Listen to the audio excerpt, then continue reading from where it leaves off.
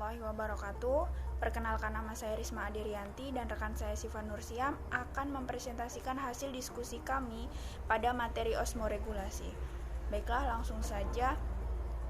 Osmoregulasi adalah kemampuan organisme untuk mempertahankan keseimbangan kadar dalam tubuh di dalam zat yang kadar garamnya itu berbeda. Osmoregulasi yang terjadi pada ikan air laut dan ikan air tawar yang ditempatkan pada salinitas yang berbeda-beda perlu dilakukan untuk melihat mekanisme tertentu pada organisme bagaimana agar dapat bertahan hidup pada kondisi tertentu dengan salinitas yang berbeda dari lingkungannya. Nah, yang selanjutnya yaitu osmoregulator, merupakan hewan yang harus menyesuaikan osmolaritas internalnya karena cairan tubuh itu tidak isosmotik dengan lingkungan luarnya. Yang selanjutnya yaitu sistem osmoregulasi, ialah sistem pengaturan keseimbangan tekanan osmotik cairan tubuh dengan tekanan osmotik habitat.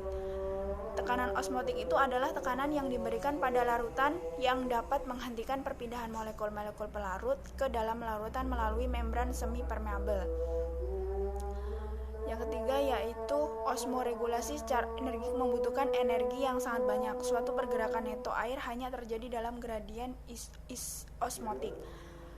Osmoregulator itu harus menghabiskan energi untuk mempertahankan gradien osmotik yang memungkinkan air itu untuk masuk dan bergerak keluar. Peranan osmoregulasi dan ekskresi adalah 1. Mengendalikan kandungan ion dalam cairan tubuh. Yang kedua yaitu mengatur jumlah air yang terdapat dalam cairan tubuh. Dan yang ketiga yaitu mengatur kadar ion H atau pH cairan tubuh. Berdasarkan kemampuannya menjaga tekanan osmotik tubuh, dikenal adanya hewan osmoregulator dan osmokonformer. Osmokonformer itu merupakan hewan yang tidak mampu mempertahankan tekanan osmotik di dalam tubuhnya. Oleh karena itu, hewan harus melakukan berbagai adaptasi agar dapat bertahan di dalam tempat hidupnya. Osmoregulator itu adalah organisme yang menjaga osmolaritasnya tanpa tergantung lingkungan sekitar. Yang selanjutnya yaitu peranan osmoregulasi. Yang pertama yaitu menjaga ketidakseimbangan reaksi-reaksi kimia dalam tubuh, kerjanya bersama-sama dengan sistem ekskresi. Yang kedua yaitu mencegah terhadap gangguan fungsi enzim dalam proses metabolisme dengan cara membuang zat-zat sisa atau hasil sampingan metabolisme yang bersifat racun.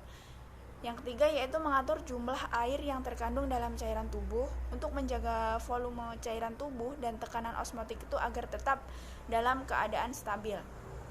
Yang keempat yaitu mempertahankan kestabilan rasio ion-ion yang terlarut dalam cairan tubuh, terutama ion-ion Na, K, Mg, Ca, Fe, HCl, L, PO3 yang sangat vital untuk aktivitas metabolisme seperti kerja enzim, sintesa protein, produksi hormon, pigmen respirasi, permeabilitas otot, aktivitas listrik dan kontraksi otot.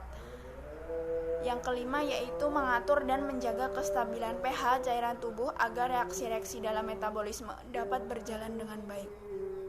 Yang selanjutnya akan dijelaskan oleh rekan saya Siva Nursiam. Baiklah, di sini saya Siva akan melanjutkan materinya. Mekanisme osmoregulasi.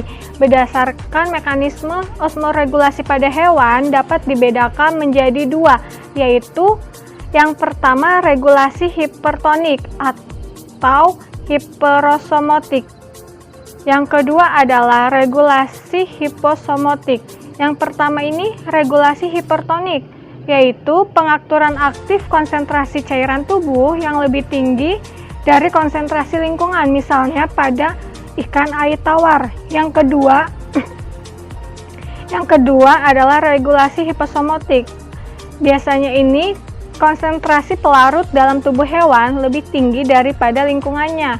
Maka untuk menjaga stabilan tubuhnya hewan dapat menghambat atau mencegah keluarnya air dalam tubuh ke lingkungannya dan mencegah masuknya garam ke dalam tubuh. Berikutnya sistem osmoregulasi pada hewan invertebrata. Secara umum, organ osmoregulasi di invertebrata itu memakai mekanisme filtrasi reabsorpsi dan sekresi yang prinsipnya itu sama kayak cara kerja ginjal. Sedangkan vertebrata itu memproduksi urin yang lebih encer dari cairan tubuhnya. Yang pertama adalah osmoregulasi pada Annelida, cacing tanah.